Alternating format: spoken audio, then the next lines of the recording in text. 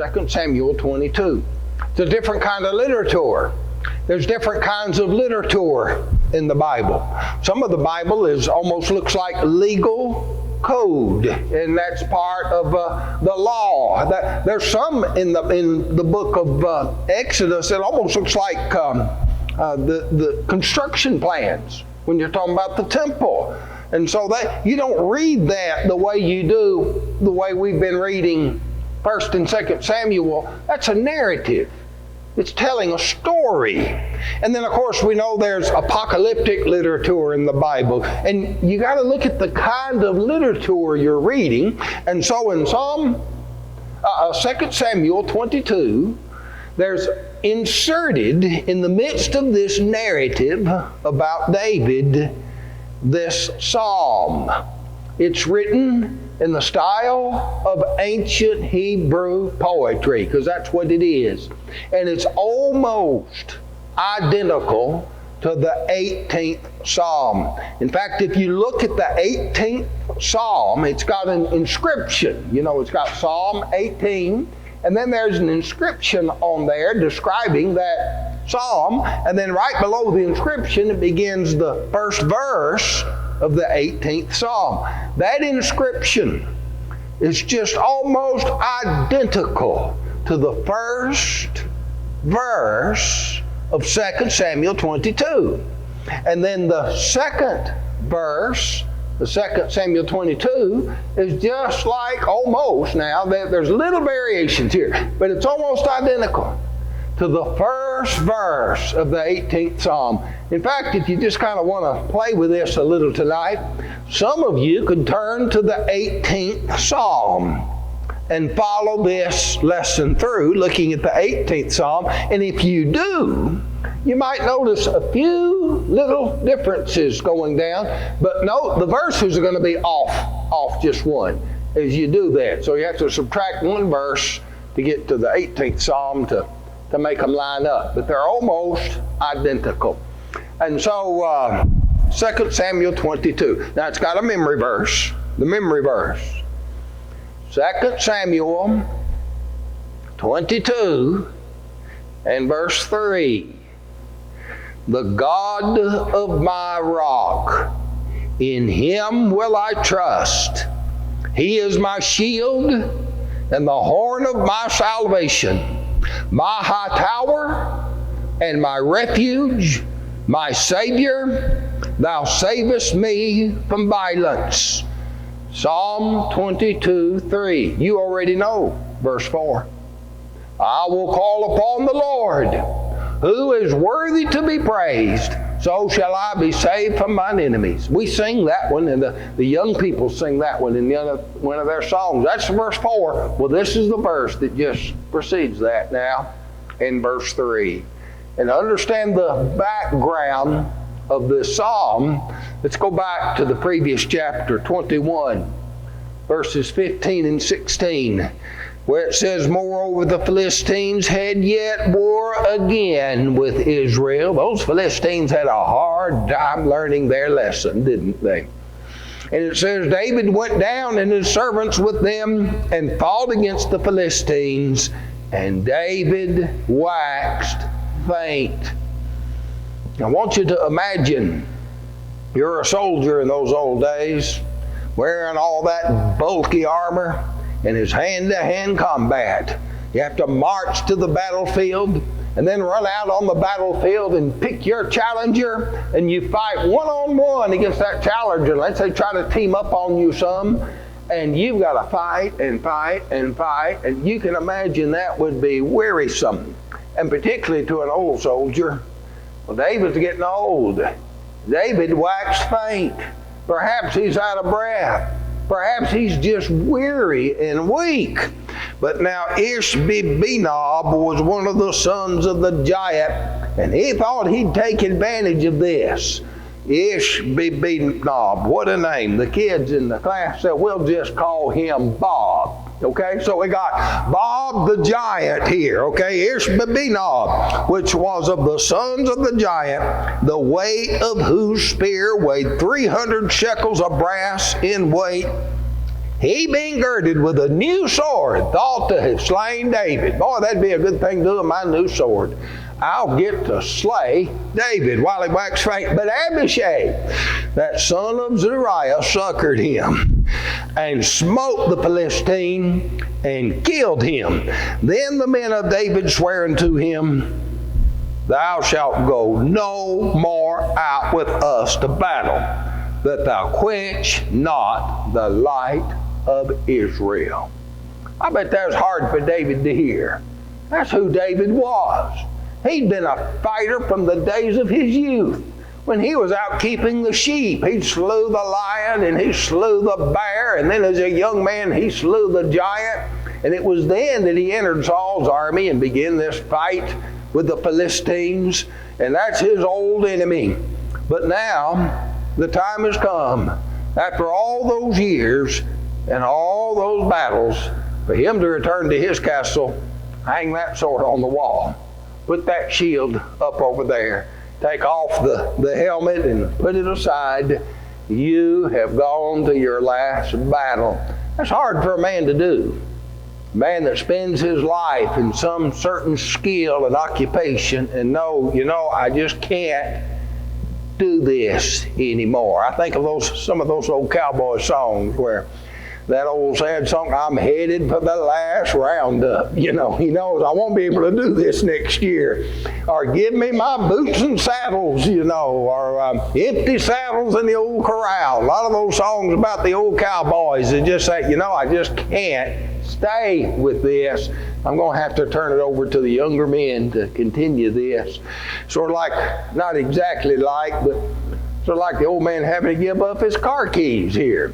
But David, he has been a warrior and has identified himself at this, and he has been good at this, and he just can't keep doing it. It would endanger him, and it would be bad for Israel, for him to be slain in battle.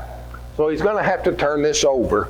And that's where we come to this song. David's a poet, and he captures his thoughts in this poem that he writes, where he thinks back over all those battles that he has been involved with, and he knows the Lord's been with him and has spared him to this day.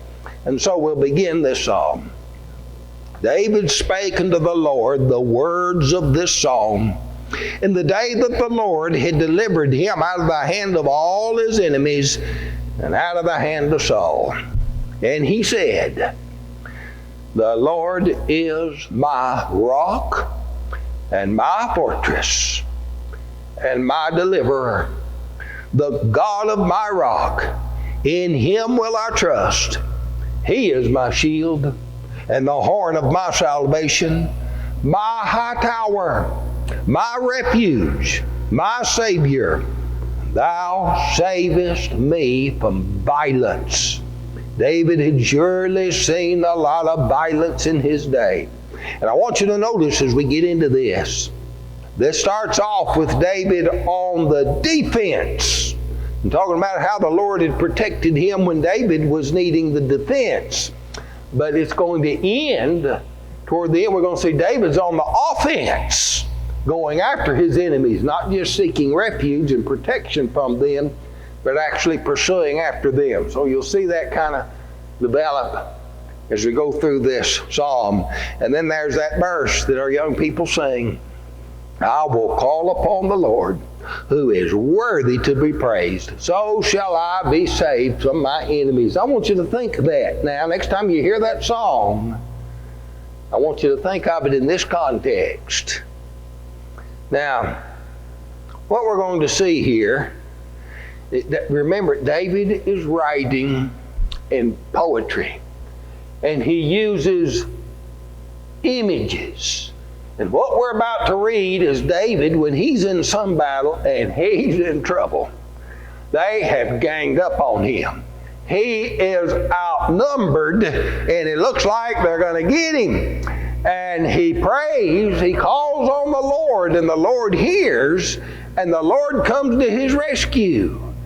He's going to come to his rescue just Sort of like an old she-bear would come to the rescue of one of her cubs, or a big dog would come to the rescue of that child that he knows, is going to protect. The Lord is going to appear to be almost like a monster that has been angered and coming forth to save David. And at the same time, interlaid on top of that, the Lord's going to come like a storm coming. You'll read about the darkness and the swiftness of the wind and the lightnings and the thunders. And so if you can kind of pull those two images together, you get a very graphic and almost frightening picture of the Lord hearing David's cry and coming to his rescue to save him from his enemies. Now watch how this works.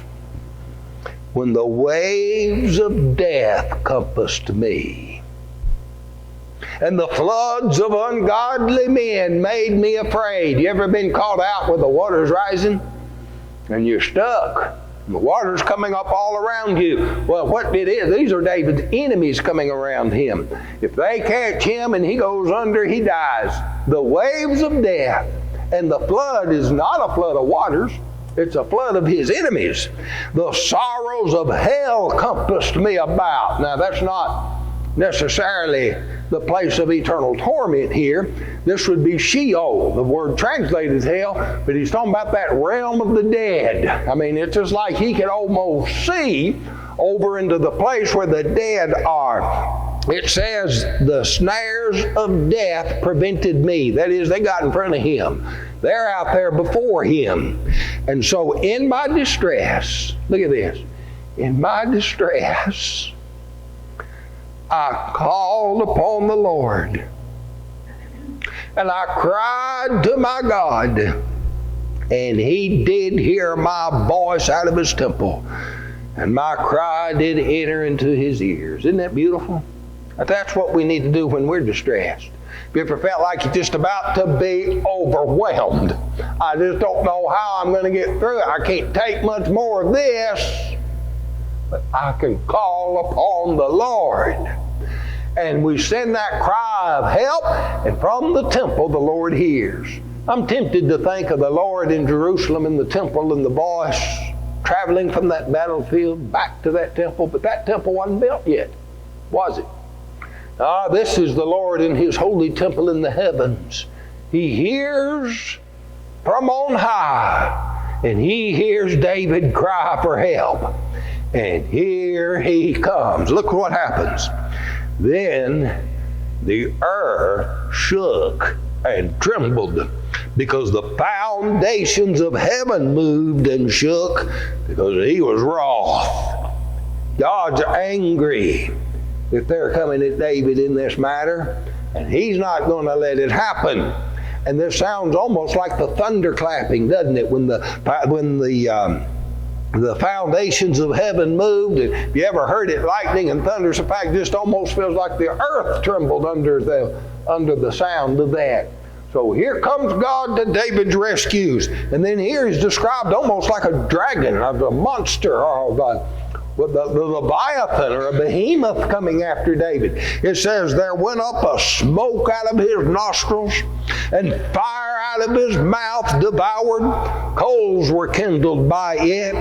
And then back to the storm. He bowed the heavens and came down, and darkness was under his feet. And he rode upon a cherub and did fly, and he was seen upon the wings of the wind. Now, a cherub is a winged angelic creature that would fly swiftly through the heavens.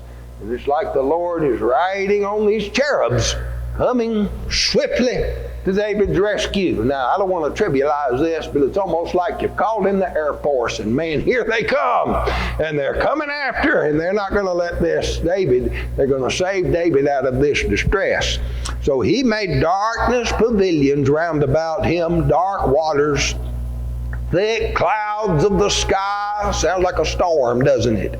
Through the brightness before him were the coals of fire kindled. That sounds like lightning.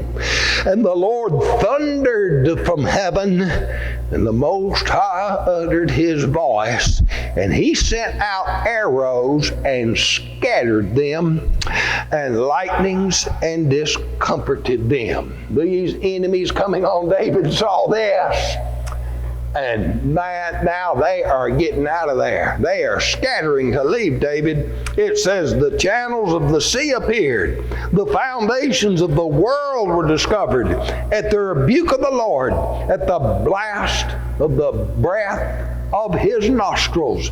He sent from above. He took me and drew me out of many waters. He delivered me from my strong enemy and from them that hated me, for they were too strong for me. They prevented me in the day of my calamity, but the Lord was my stay.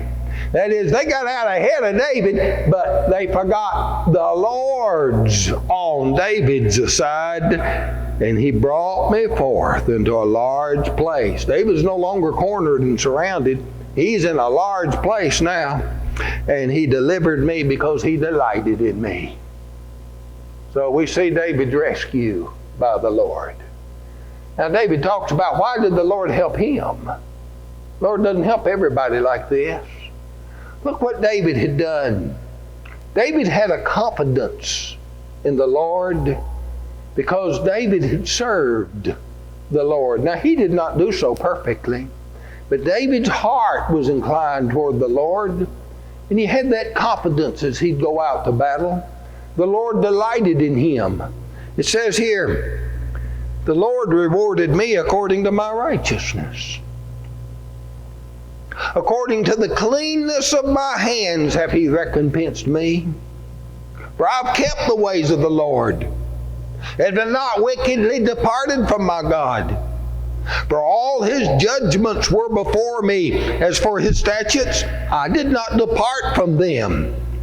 I was also upright before him, and have kept myself from iniquity. Therefore the Lord hath recompensed me according to my righteousness, according to my cleanness in his eyesight.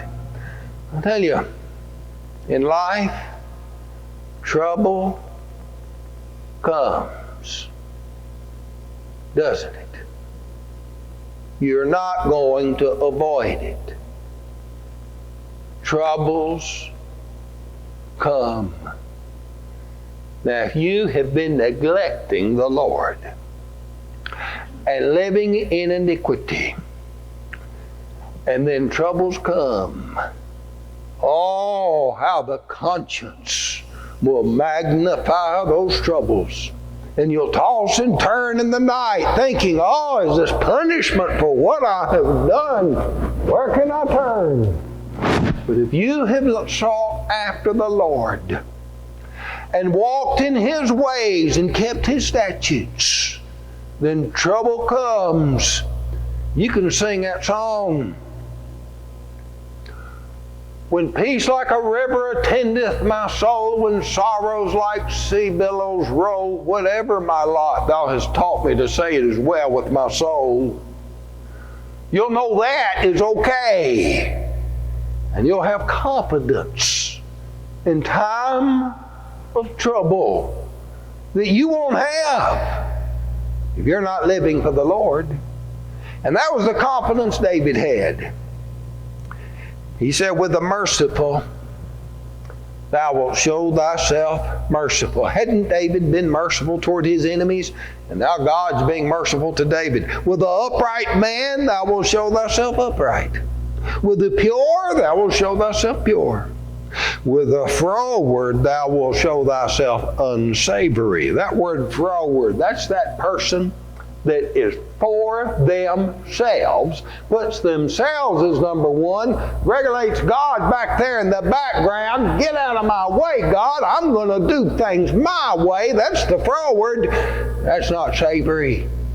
That's not savory. He says, the afflicted people thou wilt save, but thine eyes are upon the haughty.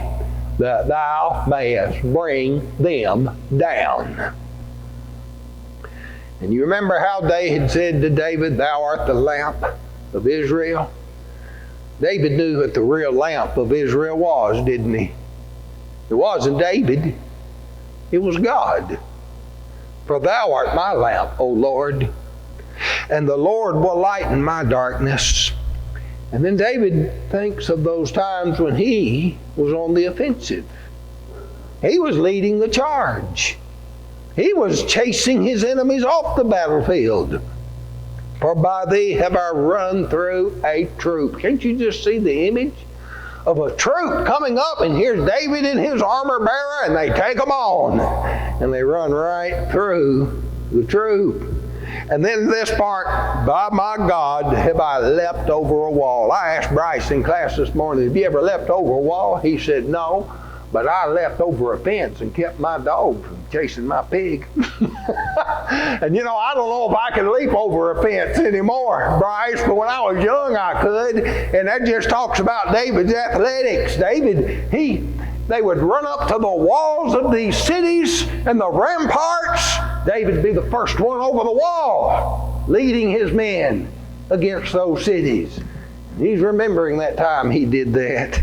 And he's attributing that to God. As for God, His way is perfect. The word of the Lord is tried, and He is a buckler to all them that trust in Him. A buckler. Now they got shields, you know, the big old shields that you can take in the back. But a buckler, that's that little round shield. See? And he's using that part there. He is my buckler to them that trust in Him. For who is God save the Lord? And who is a rock save our God? God is my strength and power. He maketh my way perfect. He maketh my feet like hinds' feet. I bet that you were talking about those alpacas, Ryan, going up the side of the mountain. They go straight up a bluff, couldn't they? How sure-footed is that? Well, these hinds are little creatures like that, and they can scale those rocks. They are sure-footed. And David, out on that battlefield, he's just as sure-footed as a hind on the rocks. He's made my feet like hinds' feet, and setteth me upon my high places. He teacheth my hands to war. God has given different men different skills. You remember when they were making the implements of the temple? How He gave skills to the craftsman, and how He gave skills to the mason. So when they cut the blocks for the temple, there wasn't any of a sound heard of a hammer when they put them together. They fit so well. God has given different men different skills for different tasks on different occasions. And He rises up His men that He needs as the time comes. And some He has given the skill of war. And we don't like war, but there are times we need warriors. God has raised up warriors at the appropriate time. And so God had made David a warrior and gave him hands that were capable for fight. It says that so that a bow of steel is broken in my arms. Now you got to pull pretty hard on a bow to make it break, but David was strong enough to break a bow of steel when he was out fighting. It says, thou hast also given me the shield of thy salvation, and thy gentleness hath made me great. I just think that's a beautiful line. God's gentleness had made David great. Thou hast enlarged my steps under me, so that my feet did not slip. I have pursued my enemies and destroyed them, and turned not again until I consumed them. And I have consumed them and wounded them, so that they could not arise. Yea, they are fallen under my feet. Thou hast girded me with strength to battle. Them that rose up against me, thou hast subdued under me. Thou hast also given me the necks of mine enemies, that I might destroy them that hate me. You knock a man down in battle, and what do?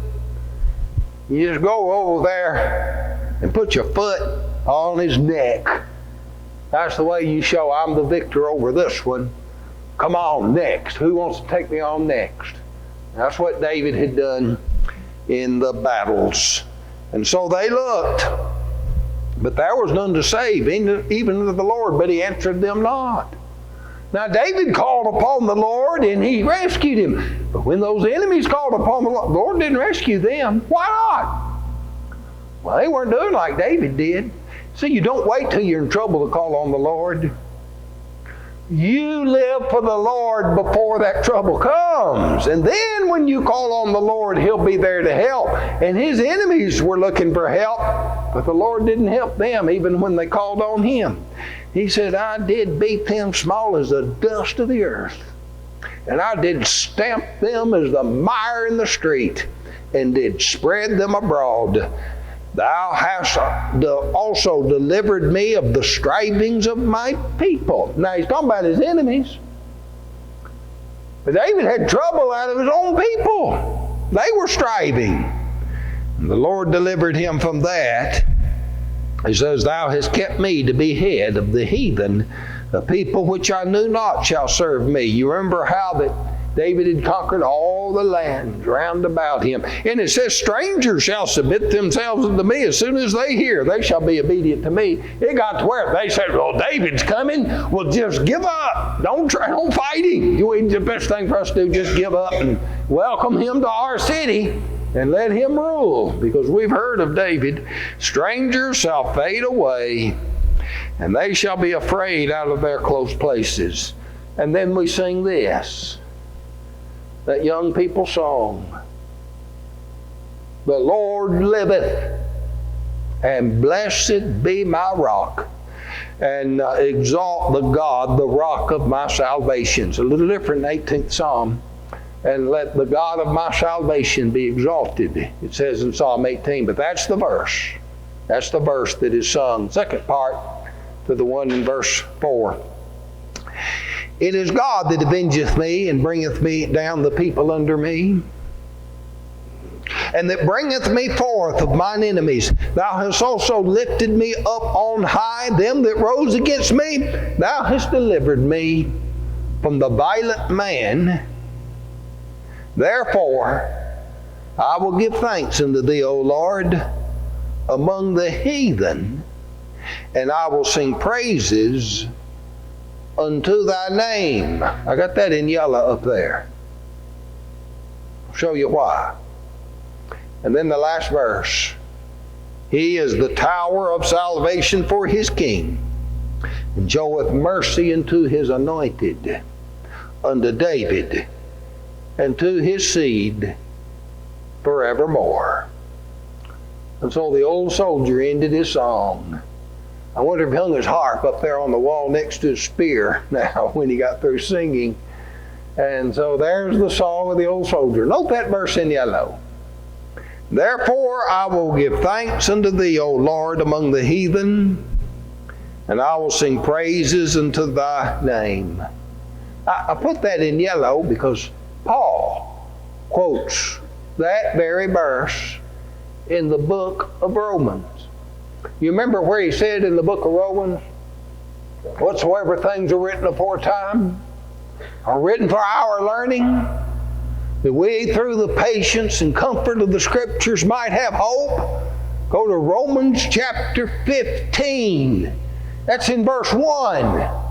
And this is what he's talking about. Look how this works. Well, verse 4, Romans 15:4. For whatsoever things were written aforetime were written for our learning, that we through patience and comfort of the Scriptures might have hope.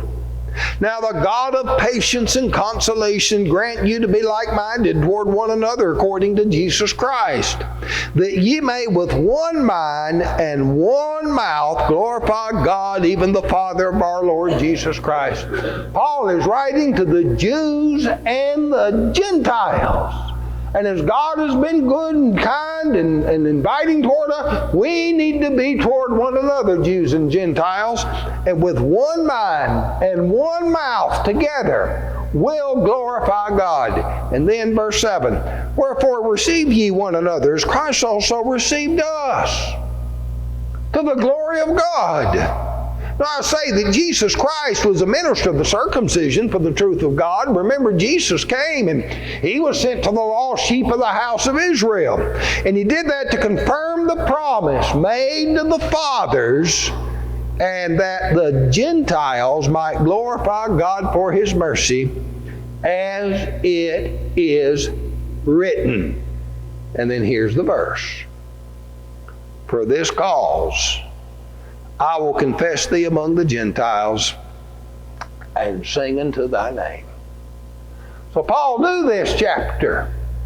He knew this story. He knew that psalm, and incorporated it then right there as confirmation of his teachings to the Romans, that the gospel goes into all the world, to the circumcised and the uncircumcised, to the Jew and to the Gentile. And it has come to us. And we fall under that covenant and are heirs of that promise that God had made to the fathers, if we will hear, believe, and obey the gospel of Jesus Christ. And that means to turn from every other way, repent, and confess His name before men, and be baptized into Christ, and live faithful to Him all the days of our life. And then when trouble comes, we can remember how David sang, and we can sing, it is well with my soul. What a beautiful thing that is laid out for us. And so I extend the invitation to any that need to respond tonight.